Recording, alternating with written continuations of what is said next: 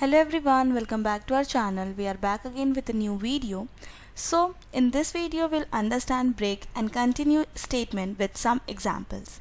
So in Python, break and continue are used inside loops for and while to control the flow of execution. So break stops the loop completely and continue skips the current iteration and moves to the next one. They are very useful in real world logic like searching, filtering and stopping a loop early. So let's understand this. So the first one is using break to stop a loop. So here we are taking a loop and this will iterate over each element. So here loop runs from 1 to 5 and when I is equals to 3, break execute and loop stop immediately. So let's see the output of this. So here we can see the output. Now moving on to the next one. So the next one is using continue to skip one value. So here similarly we are defining a range. So in this what happens when I is equals to 3, continue skips printing and loop continues the next number. So let's see the output. So here we can see the output of this. Now moving on to the next one. So the next one is break in a while loop. So here the loop print numbers and stop when I becomes 4.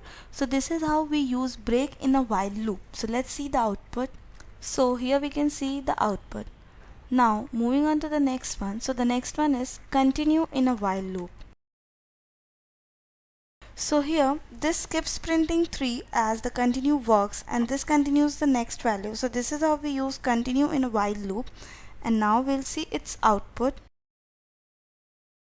So here we can see it has skipped the even numbers and printed the odd numbers. Now moving on to the next one. So the next one is stop loop when item found. So for this here we'll define a list of items. So here this is a list of items. So what this will do, when the item will be at pen, this will break the loop, hence it will not print ahead. So now let's see the output. So here we can see the output of this. Now so the next one is skip invalid input. So in this we'll use continue. So here we are creating a list with multiple elements. So here this skips negative numbers and print only the positive ones.